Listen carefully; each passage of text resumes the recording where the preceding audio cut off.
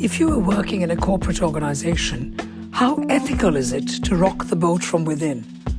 Is it okay to speak out your convictions as a free individual working for that organization? And if you do speak out, do you undermine it? Can you stay inside the network under these circumstances? Or should you get out of it and then speak your mind about it? This is Between Us, Stories of Unconscious Bias. I am Smitha Tharoor. I'd like to introduce Valson Thampu. Valson Thampu is the former principal of St. Stephen's College in New Delhi in India. Valson served as a member of the National Integration Council, National Commission for Minority Educational Institutions for the Government of India, and is the founding member of the Delhi Minorities Commission. Valson was also the vice chairman of the Christian Medical College in Vellore in southern India. In addition, Valson has published 20 books, 120 booklets on diverse themes, and over 1,000 articles in national newspapers. His memoir, titled On a Stormy Course, recounts his tumultuous tenure as the principal of St. Stephen's College in New Delhi. Valson says that his main concern is with the degradation of religions, in particular Christianity, which he practices. As a protest against the insufferable moral decay and communal blindness of the church, Valson renounced priesthood in 2016. Currently, Valson says he still remains an ardent follower of Jesus Christ. I'm glad that Valson has made the time to join me today. Thank you, Valson, for joining me. Thank you, Smitha. Wonderful to be with you. So we're having stories of unconscious bias, as you know. What do you understand by unconscious bias? Well, all of us grow up in certain contexts, and by virtue of doing so, we imbibe certain assumptions and preconceptions, which we do not care to test in the light of actual experience. And so long as these assumptions continue to hold us hostage, we practice unconscious bias. But the moment we become conscious of it, which happens at a certain point in our personal enlightenment, they cease to be biases, and I believe then they become either prejudices, and on the positive side, they become positive affirmations, or what I call preferential options. Okay, so what does that then look like for you, Valson? I wonder whether you could share a story with us.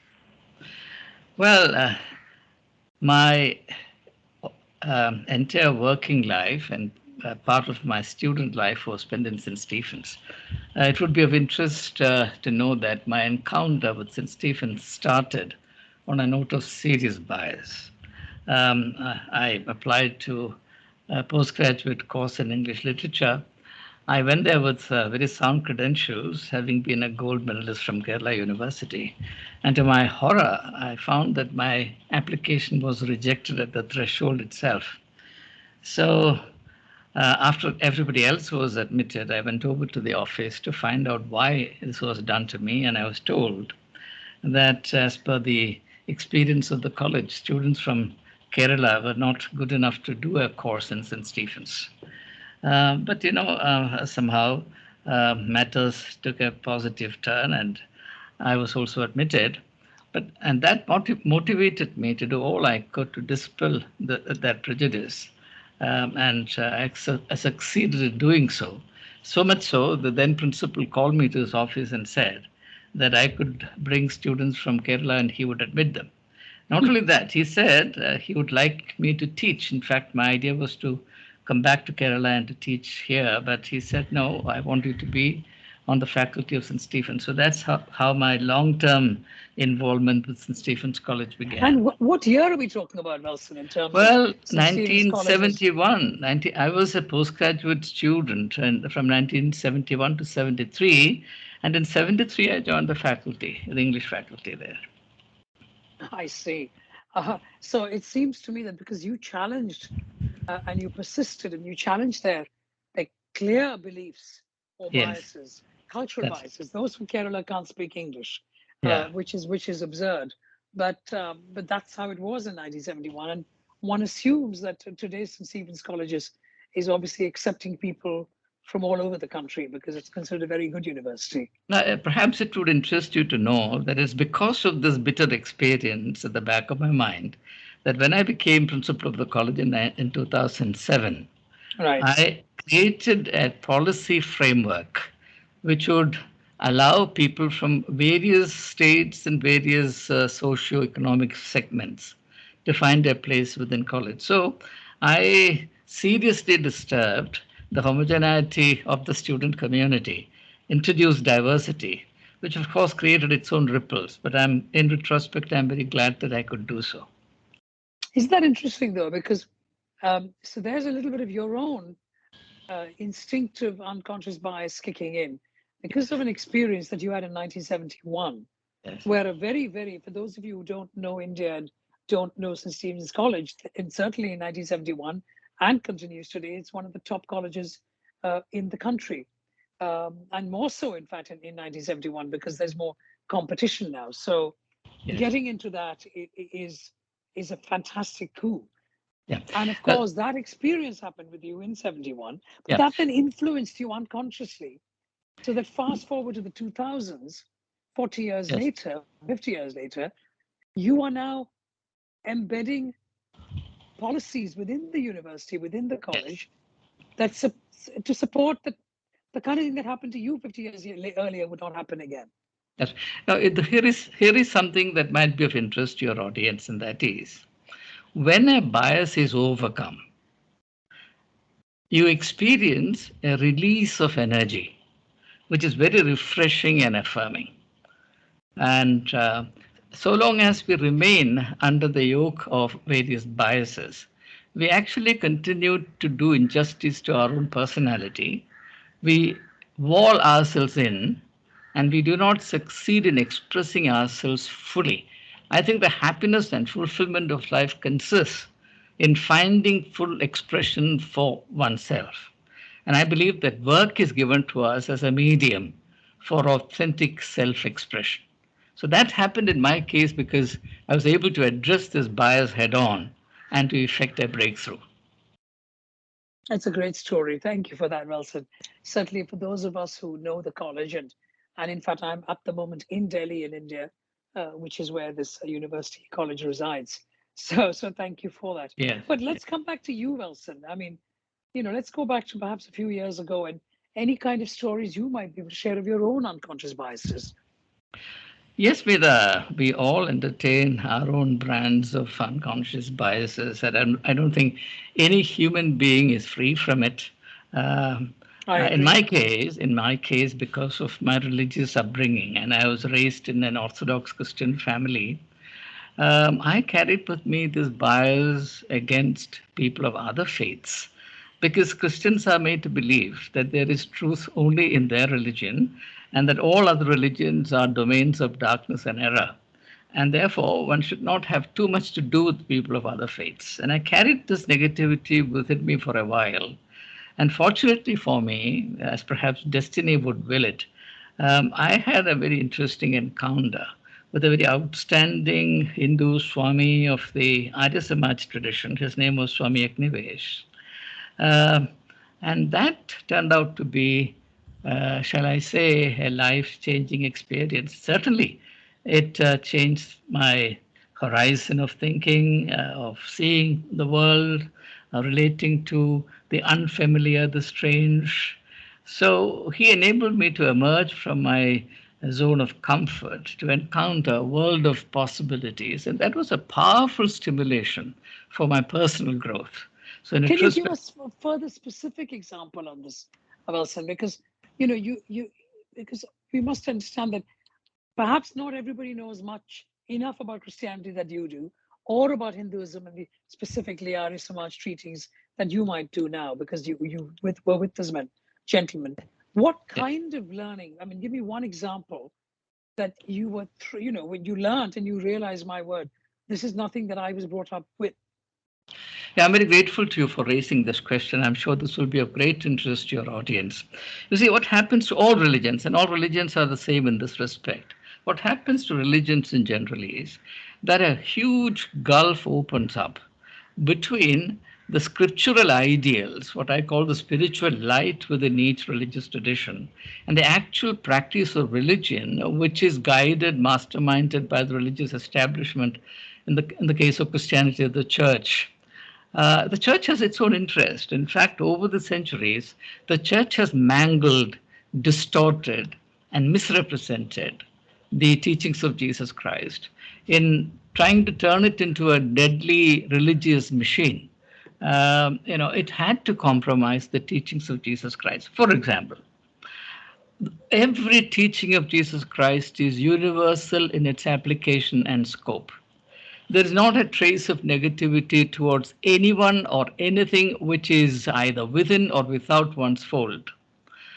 You come to Christianity, you find that the operative attitude is sheer negativity to anything which is outside the Christian enclave.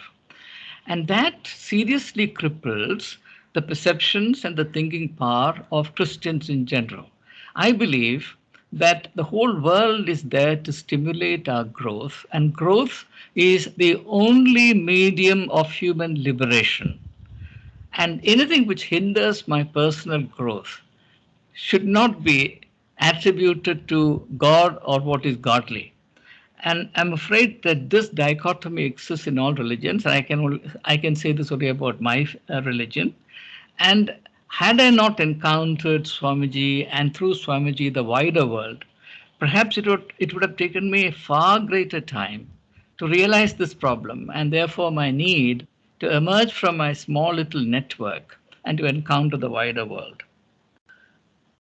But what was it within you that even wanted you to go and interact with the Swamiji? I'm just pushing that idea, and also I also would like some more clarity on approximately how old you are. I mean, are you already a professor at the university? Are you still a student? Where are you in your learning and growth? Because I think this also helps all of us listeners. You mean at the relevant time when this happened? Yes, when you met this one. Oh, well, it happened exactly 30 years ago.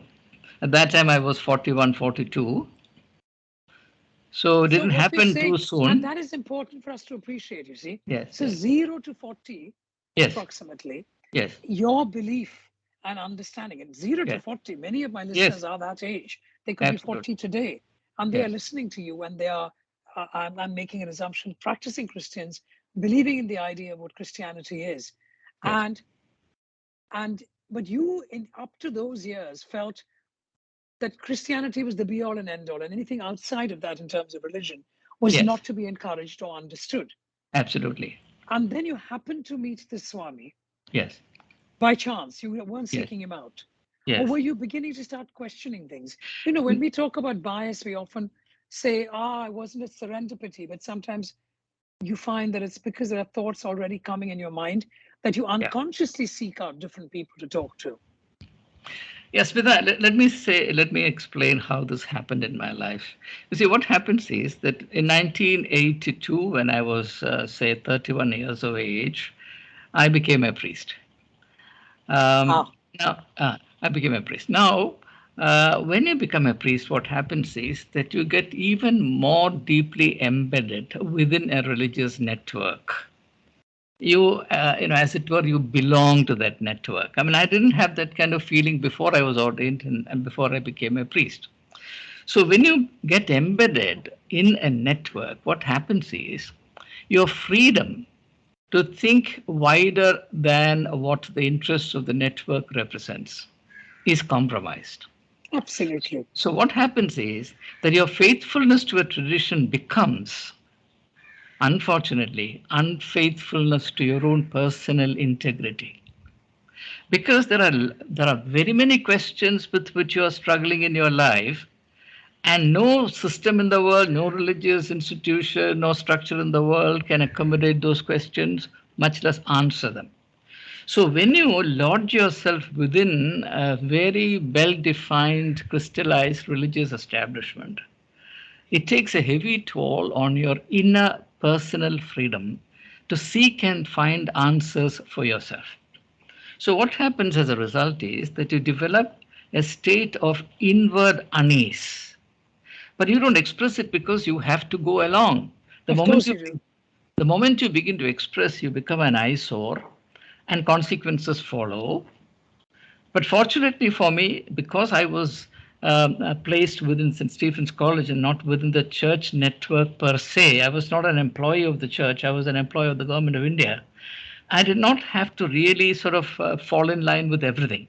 But even so, in terms of the affirmation of one's faith, in terms of the attitudes one is required to entertain, I continued to experience this conflict, this tension, which continued to mount within me.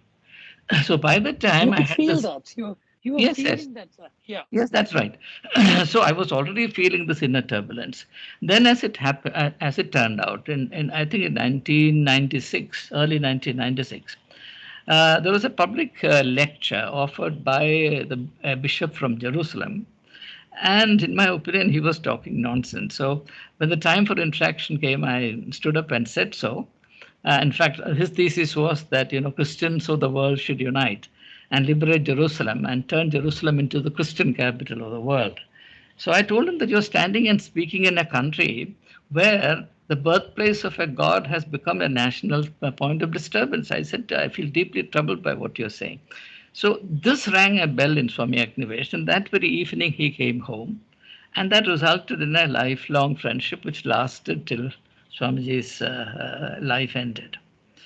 So that's how it happened. So That's a in a sense, I was beautiful ready for the story. meeting. In a sense, I was ready for the encounter. But also, had the encounter not happened, perhaps I would have continued in that state of inner darkness for much longer. Or perhaps somebody else would have been in that audience, would have reached Maybe, out to you. Who maybe, knows? yeah, Who maybe knows? yes. Who You're knows? quite right. That's a Yes. beautiful story, though, because Yes. there's so much what I'm understanding about our own minds and Yeah. our own unconscious biases is that, we often say about ourselves, oh, there's something I'm not feeling right. Yeah. I don't know what it is, and the funny feeling in my tummy. We use phrases like that, don't we? And we don't know Absolutely. what that is, and we're not able to Absolutely. articulate it. And that's Absolutely. what you were feeling like That's right. 30 years ago, and Smita, you were perhaps, feeling it. yeah, perhaps I may also say this, that when this happens to people, and I'm sure it happens to everyone, Absolutely. what normally people do is to somehow bite it in and not look these questions or experiences of turbulence in the face. So the encounter with Swamiji helped me in one important respect, and that is, see, Swamiji was someone who was trying to be rational in the understanding and practice of his faith. And that rationality was largely because of his activist approach to religion, because he felt the religion should be a liberating force, and that liberating power should be exercised more in relation to the oppressed and the exploited, the poor and the voiceless in the society. So there was in him a highly developed capacity to look at matters religious in the light of reason. And I found that eminently to my liking, because that was precisely what I myself wanted to do. Right. So we got along very well because we had this very substantial area of agreement. The religion without reason was blind. And therefore, for any religious assumption or advocacy to stand legitimately in the public space, it must be armed or defended with reason and common sense. So if we come back then to the idea of religion and Yes, reason and common sense, yes, and I'm trying to understand if there is a difference, and if there is not, please let me know. Certainly, when I introduced you, I said you were an ardent follower of yes, Jesus Christ. Part of that introduction, I also said that you, you gave up your priesthood, for example, yes, and you questioned some of the yes, practices of Christianity. yes. So the question I'm asking is, can one be an ardent follower of Jesus Christ and yet not be a practicing Christian? Or are they one and the same? Or are they different? I'm being very simple in my line of questioning Yes. because I really want to understand what this means. Smita, the answer to your question will hinge very substantially on what we mean by the word Christian. In theory, the word Christian means one who follows Jesus Christ. But in practice, it means one who is baptized into membership in one church or another. Now, in my experience, and I'm sure in the experience of thousands of Christians, there is a terrible tension between what Jesus stood for and what the church is practicing. Now, there are many, many details to this, and going into them will take a lot of time. But the broad difference is this, as I said earlier. Jesus' vision was truly all inclusive and universal, whereas the outlook of the church is narrowly parochial and exclusivist. So if you don't belong to my little group, then you are of no value and you are out. This kind of tendency to exclude and belittle and devalue others is something that runs quite counter to the vision and the spirit of Jesus Christ. So it is the spirit of Jesus Christ that inspires me, not this kind of narrow, dogmatic, fundamentalist Christianity, which has been invented by those who have some vested interest in it. In my opinion, it has nothing to do with Jesus of Nazareth. So I was faced with this choice, the choice between Jesus and church. And then, of course, I realized that I was not the first person to face such a dilemma. A great person like Dietrich Bonhoeffer, the German mystic leader who was killed by Adolf Hitler. He died in one of the concentration camps, I think, in 1942. He said the same thing. He said the only honest thing to do is to become a churchless Christian. So he propounded the idea of churchless Christianity, and I'm in an instinctive agreement with it. That's fascinating, because I really wanted the listeners to appreciate the difference. I was thinking that's exactly what you would say, so thank you for that. But could you share another story, Valson? Because I'm really learning and enjoying the conversation I'm having with you. Yes, one of the prejudices I had to take head on was a prejudice deeply entrenched in St. Stephen's College, that merit cannot be found in the lower classes and lower castes of people. So when I tried to marry social justice with the pursuit of excellence in education, many hackles were raised. And in fact, I got into serious trouble because of this, because people dogmatically assumed that if I created space for the less privileged children of India, it would take a heavy toll on the profile of excellence that St. Stephen's College had, and that the college would suffer in the process. In fact, articles after articles appeared in Indian newspapers about how the college stood in immediate danger of being destroyed by me. Whereas, in a matter of less than 3 years, when the results started coming out, it began to be proved immediately and convincingly that the injection of fresh energy, fresh blood, the excluded blood, into the stream of the life of St. Stephen's College had in fact academically invigorated it. When I took over the college in 2007, it was not rated among the first 5 colleges in India. Okay, right. Yes. By the time 2010 came, all the science courses in the college were rated number 1 in the country, and by 2012, all the subjects taught in college were rated number 1 in the country. And as you know, India has about 39,000 colleges. So it's not a small thing to be rated number 1 among 39,000 colleges. And the most gratifying thing about this is that this significant achievement was possible through integrating commitment to social justice to commitment to pursuit of excellence in education. Whereas the assumption till then was to the contrary. So this is a huge bias, and I'm afraid that in spite of this shining example, this bias still reigns supreme in India, and an attitude of negativity persists towards children who come from less privileged backgrounds, and it's a matter of great unhappiness. But I mean, so at that time, while you were principal, and when you brought in this the system of having a quota put aside for children who may not have had the same experiences and privileges of many of the other students, Yes. what kind of were you getting reaction from the students or from the faculty? Oh, from everyone, and most particularly from the church. And that is something that I would like everyone to know. The church was very upset. The bishop of Delhi told me that I was ruining the college. He said the college was established in order to educate the elite children, because by doing so, the college would earn a lot of public goodwill, which would then also benefit the Christian community in general. So, if I displease the elite sections of the society through my admission policy, it would be very harmful to the church and so on and so forth. That is as far as the church is concerned. Elements within the faculty were upset, but most particularly the alumni were very upset. And in fact, within 3 days of my taking office, there was a talk show on NDTV, and my good friend Arun Shourie, who continues to be my good friend, was the first to issue a call to remove me from office, saying saying that I would ruin the college.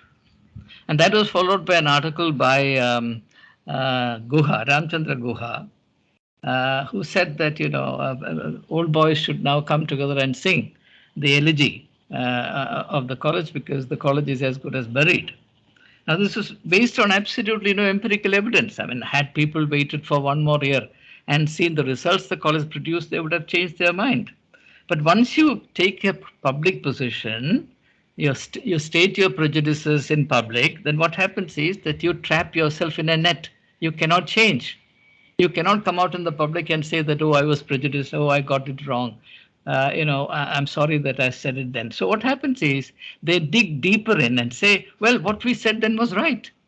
So even when the college became number one in the country, these people continue to say the same thing. So that's another illustration of the power of bias. You see, bias can entrap very educated people, very liberal minds, and keep them slaves and thralls for any amount of time, even in the teeth of contrary evidence. And that's an Well, I aspect. mean, it's the example that you gave earlier, Valson, about when you were a priest, when you Yes, were around 30, that's right. and when you were giving us that example, I couldn't help but think of corporate organizations. So, Yes, if I am made the CEO of X corporate organization, it is my job to maintain the established culture of that organization to absolutely, grow that company. absolutely. That is my job, and therefore Yes, there might be some aspects of it that are yeah, against my own personal values, but I'm not going to tell yes, anyone, because absolutely. that is what I need to do. And that is the case, whether it's a religious organization or a non, it is not the point. It's about Yeah, when you come into, and I thought that was an extremely good analogy you gave, because when you're given a role of responsibility yeah, within amongst a group of people, yes, and you are then, for very crudely put, you have to learn to play the game, to yes. continue to stay within the establishment and to fit in. That's right. Or to put it slightly differently, how ethical is it? And this is a very serious question in moral philosophy. How ethical is it to rock the boat from within, as against speaking out your convictions as an unrelated free individual? Can you stay inside the network and undermine it? Or should you go out of it and then speak your mind about it?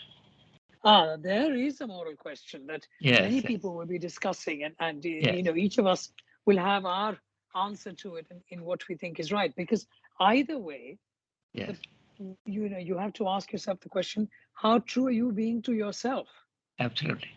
in whichever direction you're going, whether it's Yeah. within the organization or without? And some would also say that if you were doing it from within the organization rather than using the word undermine, you could say, "Isn't that such a brave thing that individual has done?" Well, Because it is that would be tough. a romantic that would be a very romantic way of looking at it. But it But depends on the for a individual. person, for Yeah. Smita, for a person who is going through that very painful conflict, it is a conflict between being true to oneself and being true to the organization or the establishment that one has chosen voluntarily. Nobody dragged you into it. You chose to enter it voluntarily. Okay. So certain responsibilities issue from that. Can you overnight forget all that and then say, well, now I have suddenly attained enlightenment, therefore you take it? So this is not, I mean, one has to be responsible, one has to be rational, one has to be consistent, um, one has to be fair. So I continued to experience that tension for a very long time. And in one sense, you see, I left college. I actually resigned from college and left in 2003 Hmm. because this was actually building up within me, and I became a full-time social worker with of course part-time involvement with the Delhi Minorities Commission, which was not a full-time thing at all. But only when I became a member of the National Commission in 2004 did it become a full-time involvement. Of course, then I came back to St. Stephen's as principal. So I did leave St. Stephen's College because of this moral dilemma, and in order to also purchase for myself the freedom to do what I wanted and also to speak my mind. And the same logic I applied today in 2016. I renounced priesthood because I can't stay a priest and be free enough to speak my mind in relation to what's happening in the church. Now, let me say something in general now. See, the interesting thing is, I don't know if you have noticed this. Human beings seem to need a fair bit of bias. This might shock you, but let me explain. Let me illustrate. Suppose you're watching a tennis match between two players who are not Indians. If one is an Indian and the other is a non-Indian, then I can understand that there will be a natural bias in favor of the Indian player if you're an Indian citizen. But this match is not between two Indians or one Indian and a non-Indian. It's between two players from different countries. In order to enjoy that match, you need to be biased in favor of one. Without And question, yeah. Without knowing it, you're biased. No, otherwise there's no pleasure in the match. There's no pleasure. Well, there's So, less pleasure in the match, yes. yeah, it's impossible actually. You will never watch a match if you are not biased. That's a strange truth Well, there about it. might be exceptions who are so into the idea of watching sport for the sake of sport, any sport, football, cricket, whoever it might be. Yes, you're right. I agree. Even such But it's people. very unusual. You're absolutely right. It's Those very, people, and I often say this. Right. There's no point looking and watching tennis, and tennis is what I watch as well, and not actually favor. So you go groaning with the person who's lost the shot or not, or clapping even though you're sitting in your own home. So Absolutely. I totally get that. Yeah. Yes. So we need to also realize this aspect of human nature, and as a matter of fact, this is a question that's very relevant to the worldwide, shall I say, epidemic of nascent nationalism and patriotism, etc. While this is natural to human nature, it's also necessary for the health of human nature to be critical of it. Absolutely. This is the value of self-criticism. To what extent do we become aware of our own limitations? In fact, the sign of an educated mind is the courage to recognize its own limitations, blind spots, biases, prejudices, etc. So, you're doing actually a great service to society by running this program, by making people aware of the fact that there is something called unconscious bias. And by talking about unconscious bias, the interesting thing is that you make them conscious of their bias. Exactly. That is exactly the purpose. At least conscious of the fact that every human being entertains biases of various kinds, and therefore it is necessary to subject oneself to some form of self-introspection and scrutiny. And do you do that on a daily basis, Valson? How do you manage? Yes, of course I do that. Now, let me also now share with you another particular bias that I entertained. You see, I grew up in a kind of quasi-rural background. Because in Kerala, you don't have the kind of rural background you have in North India.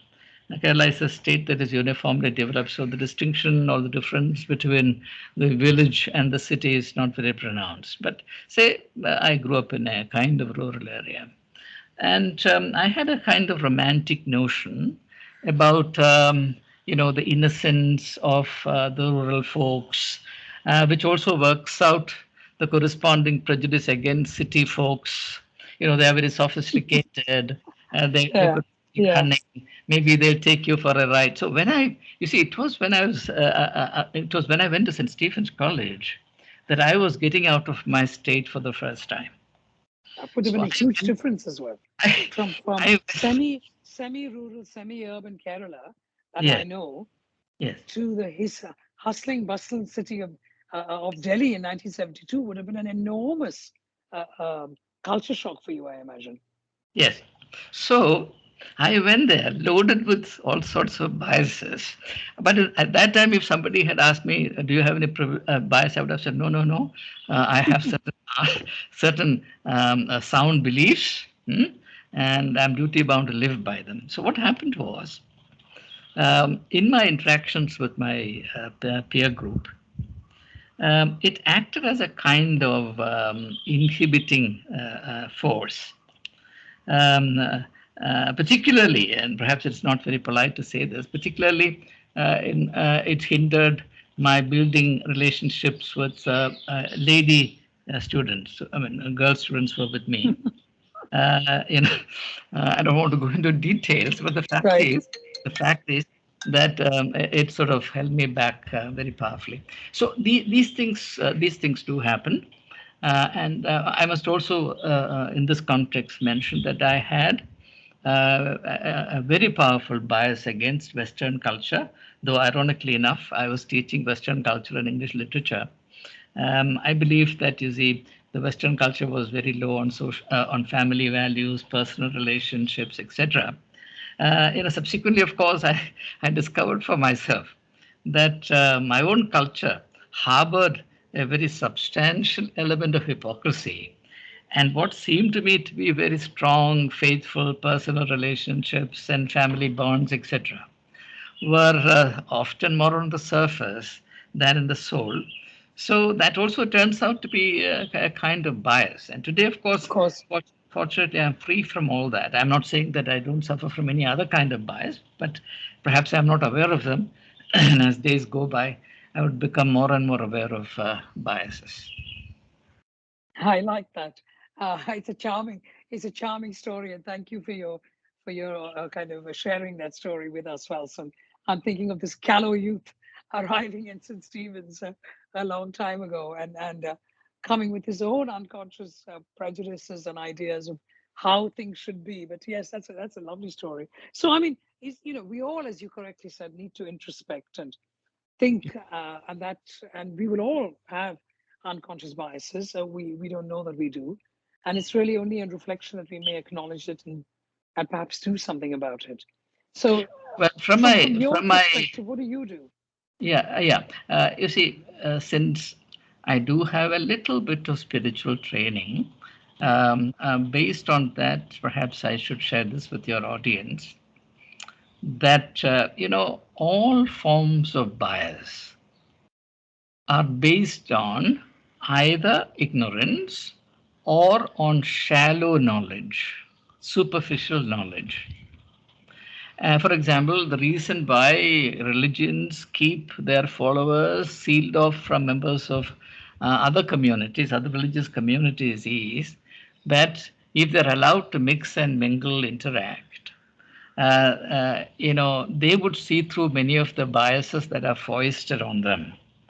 And therefore, religious networks or religious establishments feel safe when they keep their members walled in and prevented from interacting with others. So, the antidote, therefore, to harboring biases is to move out, and also to try and enter into deep personal relationships. Now, obviously, this is a very limited thing. You can't have deep personal relationships with every Tom, Dick, and Harry.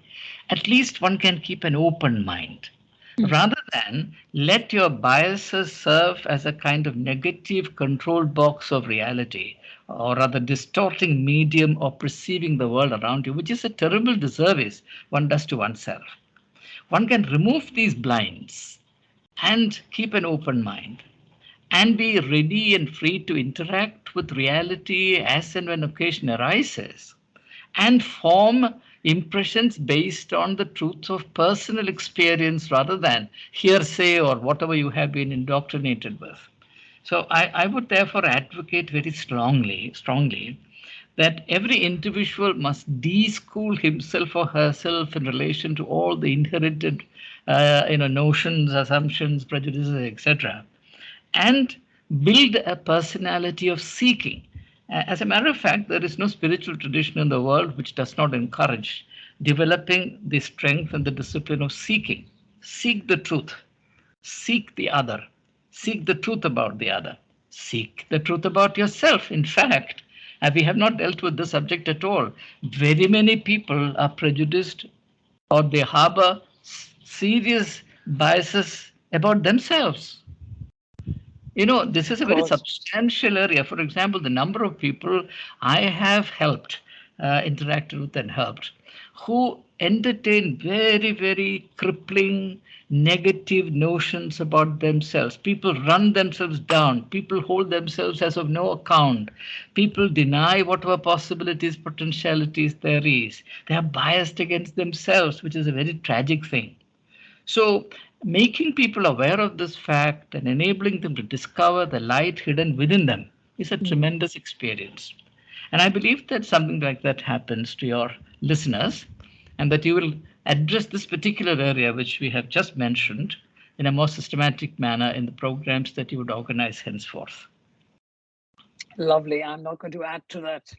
It's a very good ending, Valson Thampu. Thank you so very much for sharing your stories. I think the listeners will get a lot from it, a lot to think about, and I suspect they will come back and listen in again. That's the beauty about podcasts. You can hear it many times over. So I must thank you, Smita, both for giving me this opportunity and for drawing out something that was lying hidden within me. I wish you all the best in this very soulful undertaking that you are very passionately engaged with. All the very best for your work. Thank you. Thank you.